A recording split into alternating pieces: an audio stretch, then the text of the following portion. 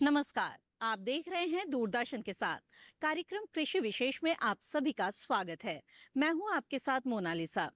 कृषि विशेष में आज हम बात करेंगे मक्का के बारे में, जो खरीफ की एक बेहद ही महत्वपूर्ण फसल है। लेकिन जहां सिंचाई के साधन उपलब्ध है, वहां मक्के की रबी और खरीफ की अगेती फसल भी ली जा सकती है। मक्का कार्बोहाइड्रेट का एक बहुत ही अच्छा स्रोत है। ये मनुष्य के लिए तो उपयोगी है ही, लेकिन इसके साथ ही पशुओं के लिए भी हरे चारे के रूप में काम आता है। वहीं औद्योगिक दृष्टिकोण से भी इसका महत्वपूर्ण स्थान है। हमारे किसान साथियों के लिए ये आमदनी का एक बहुत ही अच्छा विकल्प साबित हो सकता है।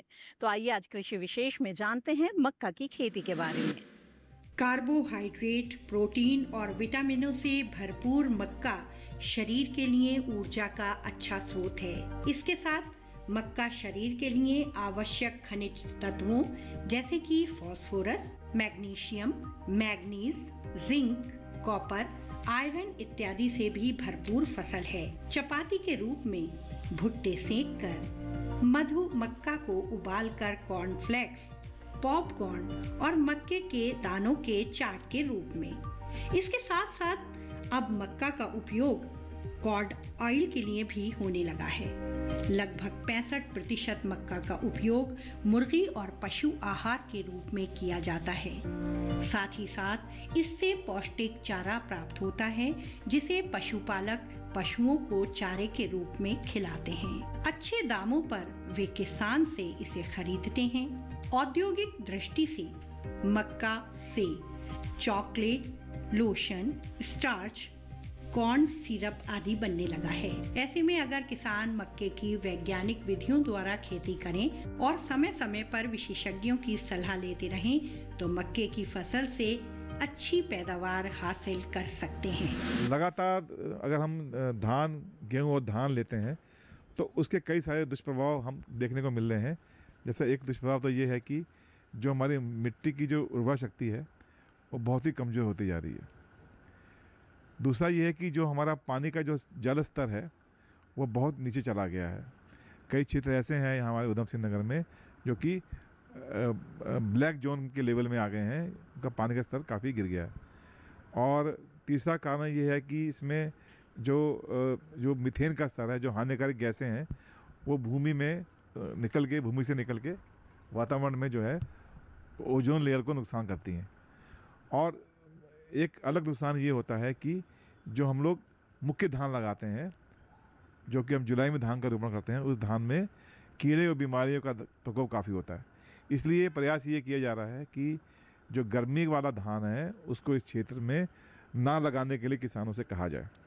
इसी क्रम में कृषि विज्ञान केंद्र काशीपुर द्वारा वर्ष 2017 से इस पर कार्य किया गया। हम लोगों ने किसानों को ये कहा कि आप गर्मी वाला धान को छोड़ के गर्मी वाला मक्का लगाएं। तो उनकी कई समस्याएं आई। उन्होंने कहा साहब मक्का लगा तो लेंगे, लेकिन मक्का को हम बेचेंगे कहाँ, कैसे लगाएंगे, मक्का तो इस मौसम में होता ही नहीं है और मक्का में 10 समस्याएं आती हैं। उन्होंने कई बातें बताई। हमने कहा नहीं, एक बार कोशिश करने में क्या है। तो हमने किसानों को प्रेरित किया, उनको डेमोन्स्ट्रेशंस कराए, उनके खेतों में उनको ट्रेनिंग प्रोग्राम कराए गए, उनको गोष्ठियाँ कराई, उनको अवेयरनेस प्रोग्राम चलाए गए कि आप मक्का की खेती कैसे करें। इसका परिणाम ये हुआ कि धीरे धीरे मक्का के क्षेत्रफल में वृद्धि हुई। किसी भी फसल की खेती कृषि विशेषज्ञों की सलाह पर और मौसम को ध्यान में रखकर की जाए तो निश्चित तौर पर किसान अच्छी पैदावार हासिल कर सकते हैं। मक्का की वैज्ञानिक खेती के दौरान किसानों को किन किन बातों का ध्यान रखना चाहिए, आइए जानते हैं इस रिपोर्ट के जरिए। अन्य फसलों की तुलना में मक्का कम समय में पकने और अधिक पैदावार देने वाली फसल है। अगर किसान थोड़े ध्यान से और आधुनिक तकनीकी की मदद से खेती करें तो इस फसल की अधिक पैदावार से अच्छा मुनाफा कमा सकते हैं। तो एक तुलनात्मक अध्ययन किया गया था कृषि विज्ञान केंद्र द्वारा क्षेत्र में किसानों के यहाँ जाके, और कई किसान से हमने चयनित किए थे। तो हमने देखा कि अगर हम गर्मी के धान की बात करेंगे तो उसमें जो हमारी उपज आई थी लगभग 80 कुंटल प्रति हेक्टेयर थी, जबकि अगर हम मक्का की बात करेंगे तो उसमें 90 कुंटल पर हेक्टेयर उपज प्राप्त हुई। तो 10 कुंटल तो यही रहा। और अगर हम अंत में देखें कि कितना लाभ हुआ, तो जो लाभ का आकलन किया गया उसमें देखा गया कि लगभग जो है 90,000 के आसपास जो है आय प्राप्त हुई किसान को मक्का की खेती से, और जबकि गर्मी वाला धान उससे केवल जो है उनको 60,000 के आसपास जो है आय प्राप्त हुई। तो 30,000 रुपये प्रति हेक्टेयर का जो किसान को फ़ायदा हुआ। और इसके साथ एक फ़ायदा और हुआ, जो मुख्य फ़ायदा ये था, जो हमारा जल स्तर था, जो हमारा प्रदूषण का स्तर था, मिट्टी की जो हमारी उर्वर शक्ति थी, उसमें काफ़ी सुधार देखा गया। कि किसान भाई क्या करते थे, जो मक्का के डंठल होते थे वो उसी को मिट्टी में मिला देते थे। तो इससे जो हमारे रेसिड्यू मैनेजमेंट करते थे किसान भाई, उससे जो है जो भूमि की जो उर्वर शक्ति है वो भी बहुत फ़ायदेमंद हुई।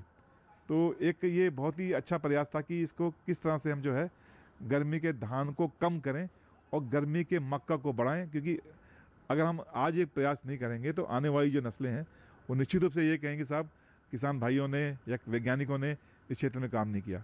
वो हम अगर उनको आने वाली जो जनरेशन है उसको पानी का कम स्तर दिखाएंगे, भूमि की जो धीरे धीरे बंजर होती जा रही है आज की डेट में, इतने केमिकल्स यूज़ कर लिए गए हैं इसमें, तो वो कैसे हम उसको ठीक करें। तो इस गर्मी के धान को हम लोग हतोत्साहित करें, इसको ना लगाने की सलाह दें किसानों को, और इसके बदले में मक्का लगाएं। यही कारण है कि किसान अब मक्के की खेती लगभग सभी मौसम, खरीफ, जायद और रबी में करने लगे हैं और अच्छा लाभ भी कमा रहे हैं। जून माह के शुरू होते ही मौसम और बारिश को ध्यान में रखते हुए किसान मक्के की बुआई कर सकते हैं। मक्का की खेती करते समय उन्नत प्रजातियों का चुनाव करें। जवाहर मक्का 8, विवेक 4, विवेक 17, विवेक 43, विवेक 42, प्रताप हाइब्रिड मक्का 1 आदि मक्का की जल्दी पकने वाली किस्में हैं। क्योंकि इस मौसम में हाइब्रिड बीज लगाया जाता है, संकर बीज लगाए जाते हैं, और जिनके रेट थोड़ा हायर होते हैं। तो सरकार ने कहा था कि उनको छूट मिलेगी मक्का के बीज में, 50% सब्सिडी की बात भी की गई थी। और सरकार ने ये सुनिश्चित किया था कि इनका जो है जो कंपनियां हैं मक्का को अवश्य क्रय करें। और किसान धीरे धीरे अब जो है प्रयास ये किया जा रहा है कि क्षेत्र में जो बेमौसमी धान का एरिया अगर हम बात करेंगे इस क्षेत्र में, तो वो लगभग 25 से 30,000 हेक्टेयर है। इसे धीरे धीरे खत्म करने की आवश्यकता है। तो कृषि विज्ञान केंद्र इस क्षेत्र में काफ़ी अच्छा कार्य कर रहा है। जल निकास वाली बलुई दोमट मिट्टी मक्के की खेती के लिए उपयुक्त होती है। मक्के की फसल में सिंचाई फूल आने और दानों के भरने के समय करें। साथ ही मक्के के खेत में 15 से 20 व 25 से 30 दिनों तक खरपतवार नियंत्रण व निराई गुड़ाई कर लें।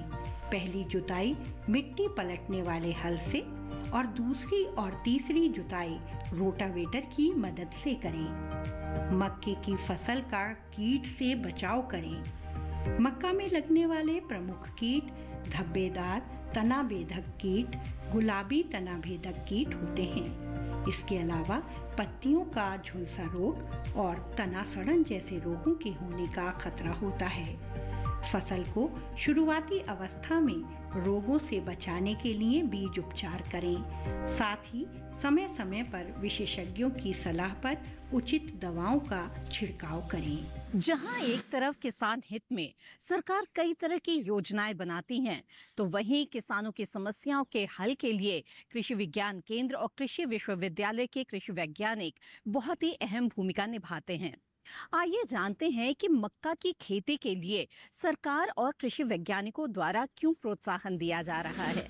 विगत कई वर्षों से गर्मी के मौसम में बेमौसमी धान की खेती कर किसान कई कठिनाइयों का सामना कर रहे थे। ऐसे में सरकार और कृषि विज्ञान केंद्रों के वैज्ञानिकों द्वारा किसान भाइयों को धान की जगह मक्का की खेती करने की सलाह दी जा रही है।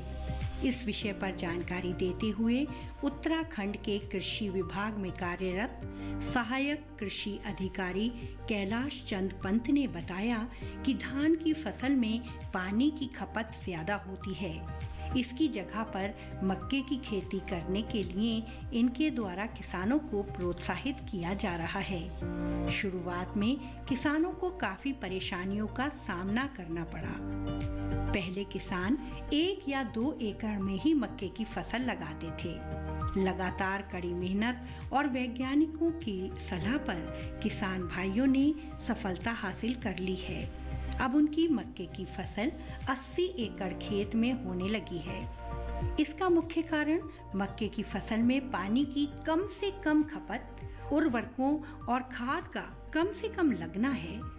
साथ ही मक्के की जड़ों से खेत की उर्वरा शक्ति बढ़ती है और मक्के की फसल के बाद जिस भी फसल को बोया जाता है उसमें खाद का प्रयोग भी कम से कम होता है। यही कारण है कि धान की फसल की जगह मक्के की फसल बोने के लिए किसानों को प्रोत्साहित किया जा रहा है।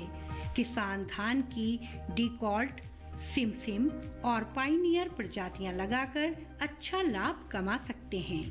गर्मी में जो धान लगाया जाता है, बेमौसमी धान, उसमें पानी की खपत ज़्यादा होती है। उसके स्थान पर मक्का लगाने के लिए किसानों को प्रोत्साहित किया गया। इसमें हमारे श्री सुरेश सिंह राणा जी ने काफ़ी अच्छा क्षेत्र में मक्के का उत्पादन किया, जिसमें मक्का की प्रजातियां डिकॉल्ट और सिमसिम और पाइनियर का प्रयोग किया गया। पहले तो बड़ी समस्याएं किसान को भी हुई और हम कर्मचारियों को भी हुई कि 1 एकड़ या आधा एकड़, 1 एकड़ आधा एकड़ का प्रयास किया गया। दूसरे वर्ष से किसानों ने एक दूसरे को देख करके काफ़ी अच्छा उसमें उत्पादन किया और हमारा एकड़ कम से कम पहले साल में जो 20 एकड़ था वो अगले साल 50 एकड़, फिर अगले साल लगभग 60 एकड़, 80 एकड़। तो इस टाइप से हमारा मक्के का कार्यक्रम बढ़ते गया। इसमें किसानों को पानी की आवश्यकता बहुत कम होती है, 5 या 6 सिंचाइयाँ होती हैं और केवल नमी मात्रा के लिए देना पड़ता है। और धान की जो फसल पैदा करते हैं उसमें पानी बहुत ज़्यादा लगता है। तो हमारे जो पानी का लेवल था उसको बराबर रखने के लिए मक्के के लिए प्रोत्साहित किया गया। और दूसरा जो मक्के की जड़ है उससे हमारे खेत को उर्वरा शक्ति बढ़ती है, जिससे कि हम अपने खाद का प्रयोग कम से कम करें अगली फसल के लिए। और कीट और रोग भी बहुत कम लगता है। यदि कीट लगता हो तो उसमें मोनोक्रोटोफास 30 EC और कीटनाशक क्लोरोपाइरीफास 20 EC का प्रयोग कर लेते हैं किसान लोग। और इसमें हमारे विभाग के द्वारा पहले वित्तीय वर्षों में 6,000 रुपया प्रति हेक्टेयर अनुदान दिया जा रहा है। और इसका MSP जो है पहले 1700 कुछ था, तो अभी 1962 था। और किसानों को बताया जा रहा है कि आगे आने वाले समय में जो जायद में इनका मक्का बोया जाएगा उसका MSP 2,000 रुपये के लगभग या 2,000 से ऊपर होने की संभावना है। कृषि विशेष में फिलहाल वक्त हो चला है एक छोटे से ब्रेक का। ब्रेक के बाद मक्के की खेती से जुड़ी हुई कई और अहम जानकारी हम आपके लिए लेकर आएंगे। आप बने रहें दूरदर्शन किसान पर।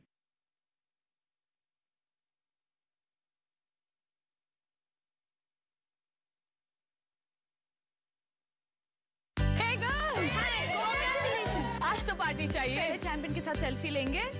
आइडिया, यही करते हैं पार्टी। Pizza party. ये चल अपना कार्ड और पिन दे। मेरे कार्ड की डिटेल्स मैं खुद ही डालूंगी। RBI कहता है अपना पिन, OTP, CVV या इंटरनेट बैंकिंग पासवर्ड किसी के साथ शेयर ना करें। ऑनलाइन बैंकिंग सिर्फ अपने कंप्यूटर, मोबाइल और सिक्योर नेटवर्क से करें। बाय गर्ल्स, कहाँ जा रही है? सुना नहीं? No sharing. RBI कहता है जानकार बनिए, सतर्क रहिए।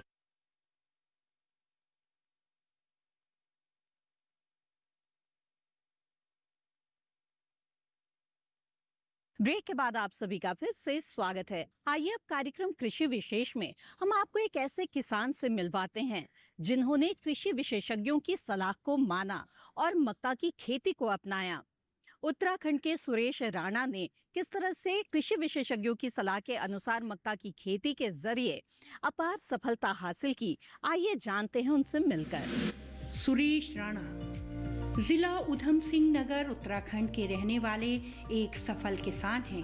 पिता के साथ साथ वे बचपन से ही खेती से जुड़े हुए हैं। वर्ष 2016-17 से मक्के की खेती कर रहे हैं। इन्होंने धान की बेमौसमी धान खेती की जगह आत्मा योजना के अधिकारियों और कृषि विज्ञान केंद्र के वैज्ञानिकों के सुझाव पर मक्के की खेती करनी शुरू कर दी। शुरुआत में इन्हें कई कठिनाइयों का सामना करना पड़ा, लेकिन कृषि वैज्ञानिकों के दिखाए मार्गदर्शन पर मक्के की खेती कर इन्हें अपार सफलता मिली है। मैं पुश्तैनी अपने पिताजी के ज़माने से खेती करता आ रहा हूँ। उस ज़माने से लेके अभी तक खेती में आत्मनिर्भर हूँ। और अभी कुछ सालों से 2016-17 से मैंने मक्का की खेती करना प्रारंभ किया। उसमें मेरे आत्मा परियोजना के अधिकारी और हमारे कृषि विभाग के जो अधिकारी बंधु आत्मा परियोजना के और जो कृषि विज्ञान केंद्र काशीपुर के साइंटिस्टों ने सन 2017 से मुझे मक्का की खेती करने के बारे में बताया। और उस मक्का की खेती का विकल्प था कि जो हमारे क्षेत्र में बेमौसमी जो धान है, जो साठी धान बोलते हैं हम, वो बेमौसमी धान ना लगे और उसके स्थान पे जो हमारे जो मटर बोने के बाद जो हमारा जो खेत खाली रहते हैं, उस स्थान पर हमने जो मक्का की खेती करना शुरू किया।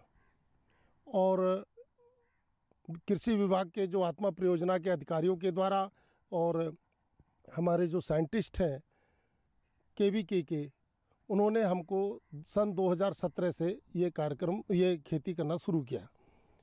पहली बार खेती करने में थोड़ा मुझे अचंभा सा लगा कि ये खेती करेंगे तो मुझे लगता है कि इसकी कितनी पैदावार होगी, कैसी होगी। तो विभाग के लोगों ने और वैज्ञानिकों ने समय समय पे हमारे खेती के बारे में मार्गदर्शन करते रहे। तो पहली बार में 1 एकड़ में अच्छी एवरेज आई, जबकि 1 एकड़ एवरेज के लिए लगभग हमको 45 से 46 कुंटल के बीच में हमारी ये मक्के की पैदावार हुई। बेचने में भी कोई दिक्कत नहीं हुई। हालांकि विभाग के लोगों ने अभी तक सहयोग किया। यहाँ पे 2 हमारी जो फैक्ट्री हैं, एक सितारगंज और एक रुद्रपुर में, वहाँ पे ये मक्के का जो भी प्रोडक्ट तैयार करते हैं वो प्रोडक्ट उन्होंने तैयार किया। और उस मक्के की खेती से मक्के का फसल उगाने में जो पानी की बचत हुई, तो हमें ऐसा लगा कि अब हमारी ज़मीन का जो जल स्तर है वो थोड़ा ठीक रहेगा। उसके बाद अगले साल से फिर विभाग के लोगों के द्वारा और फिर साइंटिस्टों के द्वारा हमको अनुदान में मक्के का बीज मिलना प्रारंभ हुआ। अब मक्के की फसल में जो बेमौसमी धान के स्थान पर जो मक्के की फसल है, उसके बारे में हमारी पूरा तरह मन से हम खेती कर रहे हैं। अब उस खेती से हमको ऐसा लगता है कि हमें जो पानी का जल स्तर है वो हमारा अब ठीक रहेगा। उसके बाद बीच में कोरोना काल आया और कोरोना काल आने के कारण से थोड़ा सा प्रभावित हुए। लेकिन अब कोरोना काल के बाद पिछले 2020, 21, 22 में जो मक्के की फसल अब हमारे किसान कर रहे हैं, उसका रेट भी ठीक हो गया है। अब रेट ऐसा हो रहा है कि जो हमको जो MSP रेट है उससे हमको इस बार तो जो हमारी मक्का की फसल है वो 2000 के आसपास हमारे फैक्ट्री वालों ने खरीदी। कृषि विभाग द्वारा इन्हें अनुदान पर मक्के के बीज प्राप्त हुए। तब उन्होंने बेमौसमी धान की जगह मक्के की खेती वैज्ञानिक विधि द्वारा कर कामयाबी हासिल की। पहली बार में ही इन्हें 1 एकड़ में 45 से 46 कुंटल की पैदावार हासिल हुई, जिसे बाजार में बेचने में भी इन्हें कोई दिक्कत नहीं हुई। स्थानीय फैक्ट्रियों में इनकी उपज का अच्छा दाम भी मिला। इन्होंने अन्य किसानों को भी बेमौसमी धान की जगह मक्के की खेती करने के लिए प्रोत्साहित किया। जो किसान बंधु यहाँ पे जो हमारा बेमौसमी धान लगाते हैं, जिसे हम साटा धान कहते हैं, वो साटा धान लगाने में बहुत ज़्यादा पानी की मात्रा है। वैज्ञानिकों ने तो बताया पता नहीं कितने हज़ार लीटर पानी खर्च होने पर 1 किलो चावल पैदा होता है। तो लेकिन जो हमारे मक्का हमने लगाया तो उसमें केवल 7 पानी लगाने पड़े।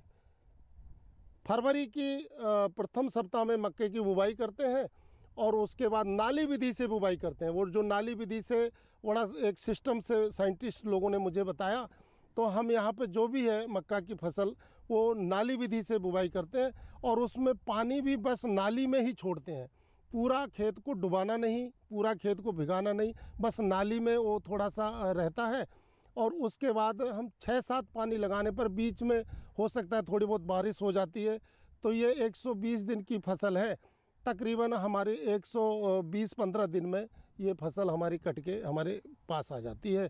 तो और वो 7 सिंचाई बिल्कुल हल्का पानी लगाना, जिससे अपनी भाषा में हम बोलते हैं कि दौड़ा दौड़ा के पानी लगाना, केवल मतलब खेत में पानी चला जाए और वो पानी फिर सूख जाए, बस इतना है। इससे तो हमारा पानी की बचत हो जाती है। इससे बहुत कई प्रकार की बचत होती है। उसमें हमारा पानी की बचत होती है, बिजली की बचत होती है। इससे और एक और मज़े की बात है कि उसमें खाद की भी कम मात्रा लगती है। इनके अनुसार मक्के की फसल तैयार होने में 7 सिंचाई की आवश्यकता होती है, जिससे पानी की काफी बचत हो जाती है। धान की अपेक्षा मक्के की फसल में खाद और उर्वरक की भी खपत कम होती है। धान काटने के बाद फिर हम इसमें कैश क्रॉप के रूप में या तो सरसों और या फिर मटर लगाने के बाद फिर हम ये मटर के काटने के बाद फिर हमारे पास जनवरी तक हमारी ये मटर की फसल कट जाती है, और उसके बाद फरवरी के प्रथम सप्ताह में इसकी मक्के की पैदावार करने के लिए, मक्के की फसल उगाने के लिए फरवरी के प्रथम सप्ताह में इसको ठीक ढंग से भुरभुरी खेती तैयार करते हैं। 3-4 हैरो या रूटावेटर एक लगाने के बाद फिर उसमें 1-1.5 कट्टा DAP प्रति एकड़ के हिसाब से 1-1.5 कट्टा DAP उसमें डालते हैं। वो पहले ही खेत में उसका DAP और पोटास मिला करके उसमें डाल देते हैं, ताकि उसमें हमारी ज़मीन की उपजाऊ क्षमता ठीक रहे, जो हमारे अंकुरण है वो ठीक आए। तो ये फरवरी के प्रथम सप्ताह में इसकी हम बुवाई करते हैं, और उसको नाली विधि से एक पौधे से पौधे की दूरी 10 सेंटीमीटर और लाइन से लाइन की दूरी 2 फीट तकरीबन 12 इंच, और पौधे से पौधे की दूरी 10 इंच के आसपास रहती है। तो उसके बाद 1 एकड़ में 8 से 9 किलो बीज लगता है। अगर ढंग से अगर बुवाई हो जाए तो 8 किलो बीज में ही वो 1 एकड़ की हमारी बुवाई हो जाती है। चौथे 5वें दिन 8वें दिन अगर उसमें नमी कम है तो हल्का सा उसमें पानी, नाली में थोड़ा थोड़ा पानी छोड़ते हैं, और पानी छोड़ने के बाद वो 5वें-6ठे दिन में वो मक्के का बीज है वो अंकुरित हो जाता है। उसके बाद 20 से 25 दिन की फसल होने पर फिर उसमें हो सकता है कि थोड़े कीड़े की अगर हमें शिकायत पड़ती है, तो उस कीड़े में हमको एक अच्छी प्रकार की जो इंसेक्टिसाइड दवाई है वो दवाई का प्रयोग करते हैं, तो कीड़ा मर जाता है। अभी वैज्ञानिकों ने हमें 2 साल पहले बताया कि यहाँ इस समय फॉल आर्मी वार्म आ रहा है। अब मुझे तो पता नहीं कि फॉल आर्मी वार्म क्या है, कोई कीड़ा है, तो उस कीड़े के लिए उन्होंने बताया कि ये इस दवा का प्रयोग करना। उसके बाद बुवाई के हम दूसरे दिन इसमें एक पेंडामेथिलिन एक दवा आती है और अल्ट्राजिन, ये दवा हम छिड़क देते हैं, तो हमारी जो खरपतवार है वो नहीं उगती है, और खरपतवार कम उगती है, थोड़ा बहुत उगती है, तो हम अपने किसानों को 2-4 मजदूरों को लगा करके वो खरपतवार को निकलवा देते हैं। फिर उसके जो मंजरी आती है तो फूल आना शुरू होते हैं, उसमें मंजरी निकलती है, उस समय हम 1 कट्टा यूरिया प्रति एकड़ के हिसाब से डालते हैं। और फिर हमारी फसल बीच बीच में उसमें अप्रैल मई जून का जो महीना चलता है, थोड़ा गर्मी का समय होता है, तो हम बस हमारे मक्के के पौधे हैं वो सूखे ना, इतना हमें ऐसा लगता है कि ये सूखने नहीं चाहिए, मतलब मुरझाने नहीं चाहिए, बस मुरझाने से पहले हम हल्का हल्का उसमें पानी लगा देते हैं। ऐसे करके हमारे 7 पानी लगाने पर हमारी मक्के की फसल लगभग तैयार हो जाती है। फिर उसको हम एक एक मक्का के जो भुंटा है वो तुड़ाई करते हैं, और तुड़ाई करने के बाद फिर उसको सुखाई करने के बाद फिर थ्रेसर के द्वारा उसका मढ़ाई कर देते हैं। इन्होंने मक्के की बुआई नाली विधि से की, जिसमें पौध से पौध की दूरी 10 सेंटीमीटर और लाइन से लाइन की दूरी 2 फीट रखी। वैसे तो मक्के की फसल में कीट और व्याधि लगने का खतरा कम ही रहता है, फिर भी समय समय पर वैज्ञानिकों की सलाह पर खरपतवार नाशी का प्रयोग करना उचित होता है। और इसी क्रम में हमारे कुछ किसान भाई हैं, जैसे कि सुरेश राणा जी हैं, उन्होंने इसमें बहुत अच्छा काम किया है। उन्होंने अपने क्षेत्र के 300 किसानों को जोड़ के मक्का की खेती शुरू कराई है। उनका वार्तालाप प्रधानमंत्री जी से भी हुआ था और प्रधानमंत्री ने उनके कार्य को काफ़ी सराहा था कि ये काम अच्छा हो रहा है, क्योंकि हमको फसल तो हमको लेनी है, हमको उत्पादन तो बढ़ाना ही है, हमको अपने आय भी बढ़ानी है, लेकिन साथ में जो हमारा प्रदूषण है, जो हमारी मिट्टी की जो उर्वरा शक्ति है जो कम होती जा रही है, उसको भी बढ़ाना है। साथ में जो हमारा वायु प्रदूषण है उसको भी कम करना है। ये प्रधानमंत्री जी ने उससे अपेक्षा की थी, तो इसी को ध्यान में रख के वो लोग आगे कार्य कर रहे हैं। और अब आज की डेट में जो क्षेत्रफल हमारा मक्का का विगत 5 वर्षों में शून्य था, आज की डेट में हम बात करेंगे तो लगभग 5 से 6 हज़ार हेक्टेयर क्षेत्रफल में मक्का की खेती की जा रही है। और लोग धीरे धीरे बेमौसमी धान को कम करके मक्का की तरफ जो है आकर्षित हो रहे हैं। फसल तैयार हो जाने पर 3 से 4 दिनों तक ट्रैक्टर की मदद से थ्रेसिंग कर लेनी चाहिए। दाने अलग और छिलके अलग कर इन्हें बाजार में बेचने के लिए तैयार करना चाहिए। सुरेश राणा बताते हैं, इनकी उपज को स्थानीय फैक्ट्रियां सरकार द्वारा तय की गई MSP रेट पर आसानी से खरीद लेती हैं, जिससे इन्हें काफ़ी मुनाफा हुआ है। हमारा जनपद ऊधम सिंह नगर मुख्यतः सीरियल क्रॉप पर यहाँ पर खेती की जाती है, जिसमें प्रमुख रूप से गेहूँ, धान और गन्ने की फसल बहुतायत में ली जाती है। लगभग 1 लाख हेक्टेयर से ऊपर इसका रकबा है, धान और गेहूँ दोनों का। इसके साथ साथ यहाँ पर बहुत ही अल्प मक्का की दलहन और तिलहन होती है, लेकिन जो कि निग्जिबल है।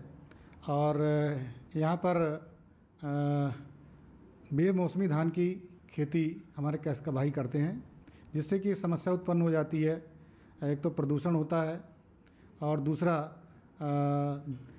वाटर लेवल बहुत नीचे जा रहा है और लगातार पेस्ट की संख्या बढ़ती जा रही है।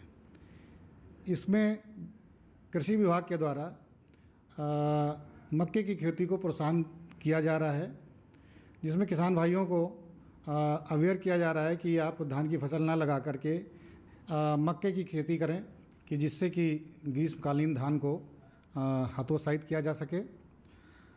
इसके क्रम में प्रगतिशील फार्मर्स, स्टेक होल्डर्स और विभागीय अधिकारियों के साथ बैठक की गई, जो निकल के आया कि पैदा तो कर लेते थे किसान भाई, लेकिन उनको बिक्री में दिक्कत आती थी। तो इसके लिए कंपनियों के साथ बैठ कर के वार्ता की गई और कुछ ऐसे प्रयास किए गए जिससे कि हमारे काश्तकार भाइयों का उचित मूल्य मिल सके और उनको कोई परेशानी न हो विपणन करने में। तो इस तरह से लगभग 500 हेक्टेयर क्षेत्र में हमने इस बार मक्का उगाई और सारी की सारी हमने इसमें कंपनियों के माध्यम से उनका क्रय करवाया।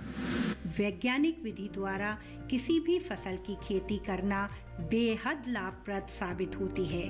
बस ज़रूरत है सही मार्गदर्शन और वैज्ञानिक सलाह की। विशेषज्ञों की सलाह लेकर अधिक से अधिक पैदावार हासिल करने में सफल हो सकते हैं। तो कृषि विशेष की आज की कड़ी में आपने देखा कि किस तरह से मक्का की खेती आपके लिए सफलता की नई राह बना सकती है। इसी के साथ कृषि विशेष की आज की इस कड़ी में बस इतना ही। दीजिए इजाजत, आप बने रहें दूरदर्शन किसान पर। नमस्कार।